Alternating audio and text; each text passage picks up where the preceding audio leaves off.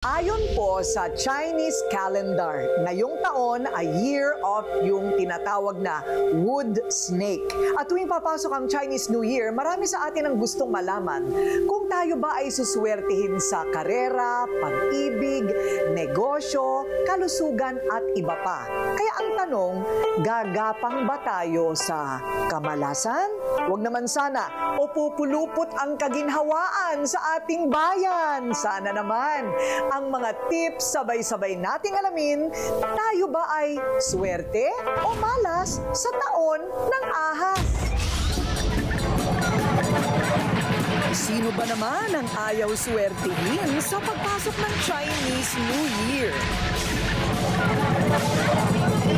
Sa 29 ng Enero, entrada na ang taon ng ahas. Tanong tuloy ng marami, gagapang ba tayo sa kahirapan o pupulupot ang kasaganaan ngayong Year of the Wood Snake? Ang ating kapalaran saan nga ba nakasalalay? Sa mga pangitain o pagbasa ng hinaharap ay pwede raw malihis ang kamalasan at bad vibes. Ang tarot at oracle reader na si Rowan, may kakayahan daw malaman at makita ang hindi pa nangyayari sa isang tao sa tulong ng kanyang mga baraha. Ang kakayahang ito namana pa daw niya sa lolo ng lolo niya. Paliwanag ni Rowan, meron daw talagang taong swerte at malas. Pero paglilinaw niya, tayo pa rin mismo ang gumagawa ng sarili nating kapalaran sa buhay. Kadikit din daw ng swerte at malas ang good at bad karma. Merong karma na nanggaling talaga sa previous generation na pasa sa kanila. Meron din yung iba na sila mismo yung gumagawa ng sarili nilang malas or swerte. Kasi yung iba, swerte ka nga, andyan yung swerte mo pero wala ka namang ginagawa. If you did something bad to other people, maaring 2 to 3 times yung balik nun sa'yo. Kung ang mga baraha ni Rowan ang tatanungin, ano nga ba ang naghihintay sa kapalaran ng mga taong ipinanganak sa Year of the Snake? Huwag silang magpadalos-dalos ng desisyon kasi maaring, kung sa financial, maaari silang magipit. May iba na gusto silang makitang pumagsak kasi ngayon mas boost yung ano nila, kumbaga yung the confidence, their talents and skills. Ang mga gagapang naman daw sa kamalasan ngayong taon ay yung mga ipinanganak sa Year of the Pig. Pagka mahingin or pagka slow si pig, marami kasi silang hesitations. So, most of them has hesitations or doubt sa mga choices nila. And kapag hindi sila nag-decide kaagad, baka maring may missed opportunity sila. So, pwede ito sa career or financial. Yung iba naman sa love life din, kailangan hindi sila masyadong mapagbigay or magtiwala sa mga tao. Kasi pwede silang ma-scam, pwede silang ma-take advantage. Dahil Year of the Snake ngayon, uso din daw ang ahasan. Patunay dyan ang naabutan ng Rated Corina team ang isang babaeng magpapa-reading kay Rowan. Pumayag siyang kuhanan ng pagbasa sa kanyang kapalaran pero tumanggi siyang ipakita ang kanyang muka sa kamera. Gusto niya kasing alamin kung ang kanyang kinakasama ay inaahas na ng iba. Either may cheating na nagaganap and nandito rin yung feeling mo na stuck ka sa situation mo. Like, nahihirapan ka nahihirapan ka ng sobra sa situation mo. Possible kasi yung family life mo. Pero nandito kasi yung hindi ka pa talaga open for the responsibility. Tulad ni Rowan, pareho din ang pananaw ng feng shui expert ni Madam Cathy pagdating sa usaping swerte o malas. Yung swerte o malas ba, nagagamot ba yan ng sipag at saka ng pagsisigasig para mabawi yung malas? Alam niyo po, ma'am, pagka naman ikay maayos, ikay masipag, wala naman pong imposible, samahan na natin ang dasal. Pero alam niyo po kasi sa Pilipinas, talaga pong naniniwala sa pungsoy at swerte yung mga tao. Kung naging mapusok daw ang taong 2024 sa Year of the Wood Dragon, kabaligtaran naman daw ang mangyayari ngayong taon ng Wood Snake. In general, itong Year of the Snake, Wood Snake, merong pagkakaiba yung Wood Snake. Ano ba to? Malas o swerte?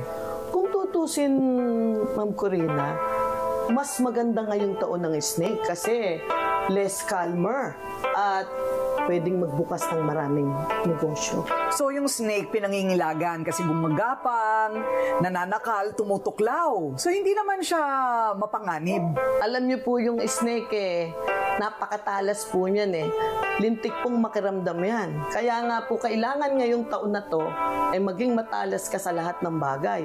At ang kulay pa ng ahas ay nag-a-adapt, nag-iiba ang kulay. Lumalabas lang yan pagka may sakuna o baha o nakakaramdam ng disgrasya. Kaya kailangan, obligado tayong lahat na manalangin.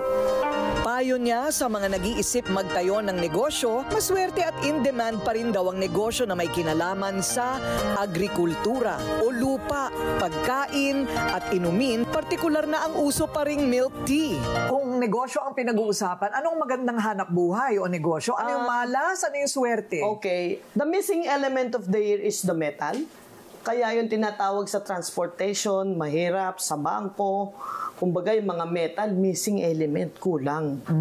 Walang resource. Full. Ngayon, doon naman sa magandang hanap buhay, kailangan natin from the water element. Ito yung mga sales, yung mga itinitinda na mabilis lamang, yung mga milk taste, buhay na buhay pa rin yan. Ngayon, doon naman sa isa pang maganda, from the wood element. Ito na yung farming, kailangan natin ng mga doktor, mga medicines, at saka sa agriculture, kailangang buhayin. So meron ka bang pwedeng ilagay sa bag o sa wallet para parating puno?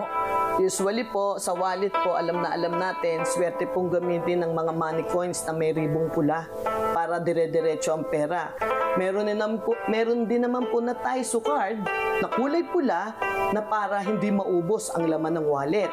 Meron pa rin isa, laurel at konting asin para ang inyong pera ay parating puno ang wallet. Ayon pa kay Madam Cathy, lilingkisin daw ng kamalasan ngayong 2025 ang mga taong ipinanganak sa Year of the Ox at Tiger. Ang ox ay swerte sa pananalapi, pero mag-ingat sa aksidente, mag-ingat sa pag-i-invest, at ang mga dating sakit ay ingatan. Yun naman tiger, yun yung tinatawag na mag-ingat sa lahat ng bagay. Pero ingatan po natin ang ating mga katawan. Sobrang swerte naman daw ngayong taon ang mga taong ipinanganak sa Year of the Rooster, Horse at Dragon na katulad ko. Ang dragon ngayon ay sitting position from the southeast, a bit to your star. Number 1 ng chart, katabi mo ang snake na pumasok. Ang mga taong Year of the Snake at saka Dragon, you have to wear red dresses, red t-shirts, and red underwears. Ganon? Underwears para Talaga? mawala ang malas. Pero ang ganda. Ito ang simulain, especially March pataas, makikita mo iba ang galaw. So, masasabi bang red ang swerte na yung para maka-attract ng swerte at makataboy ng malas? Kulay Alam naman pula? po natin kapag kulay pula, masagana at nakapag-aalis ng malas. Ang kulay ng taon ngayon ay earth tone colors, berde, brown, asul, at higit sa lahat, yan kasing pula sa makatuwid, pag bagong taon kaya tayo nakapulay, mangingas o swerte. Para naman sa isa pang feng shui expert na si Master Hans Kua, swerte din ngayong taon ang mga taong ipinanganak sa Year of the Rabbit, Horse at Monkey. Ang mga rabbit naman, jumping around dahil marami siyang wealth multiplication star. Hands-on ako sa career, hands-on sa negosyo. Ang Year of the Horse naman, activated sa kanya, ang Heaven Blessing Star. Maraming blessing ang parating sa Year of the Horse.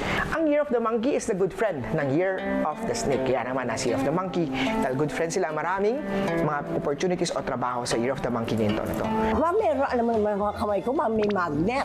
Inisa-isa din ni Master Hans ang kapalaran ng mga sikat na celebrity celebrity na ipinanganak sa Year of the Snake. Gaya ng It's Showtime host na si Vong Navarro, ultimate hunk na si Piolo Pascual, sexy mama na si Sunshine Cruz, ang diamond star na si Maricel Soriano at ang isa sa miyembro ng Nations Girl Group na Beanie na si Aya.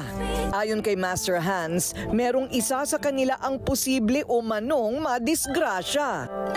Si Vong Navarro, nakita natin na ang snake is the conflict year ng Year of the Snake. Para kay Vong Navarro, marami siyang wealth this 2025 niya. Marami rin niyang victory and success, dagdagan ng sipag-tiyaga, hands-on sa career para hands-on din ang swerte sa buhay. Kay Piolo Pascual, sa 2025 niya, mayroon siyang movies na papasukin na posibleng pumatok at mayroon pang chance din na magkaroon ng international film o international project. Bantayan lang niya ang mga limb o mga aksidente na may kinalaman sa lower part, yung mga kamay o paa niya po. Ang fire snake ng Sunshine Cruz this year, nagsishine ang kanyang energy sa wealth o sa kanyang career o sa love life, especially this year. Very strong po ang love romance ng fire snake na Sunshine Cruz. Ang Year of the Wood element this year is the output element. Ibig sabihin ng output element, meron siyang bagong gagawin na magkakaroon ng output o accomplishment o trabaho, magkakaroon ng magandang output. So sa Year of the Wood snake this year, tuloy-tuloy ang victory and success, kaya kailangan lang niya i-schedule properly ang mga gagawin niya po para makuha niya yung mga tuloy-tuloy na project para kay Maricel Soriano.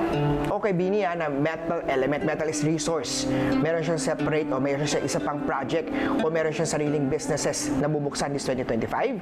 Lalo na, very strong ang kanyang opportunity sa month of July, sa opportunity-wise, and month of October. Wala nga namang masama kung maniniwala tayo sa konsepto ng swerte o malas. Pero sa totoo lang, baliwala ang swerte kung hindi natin ito sasamahan ng sipag, diskarte at pagdarasal. Dahil sa huli, kapag walang pagpupursige, kamalasan talaga nga abutin. Sabi nga sa kasabihan, nasa Diyos ang awa, nasa tao pa rin ang gawa.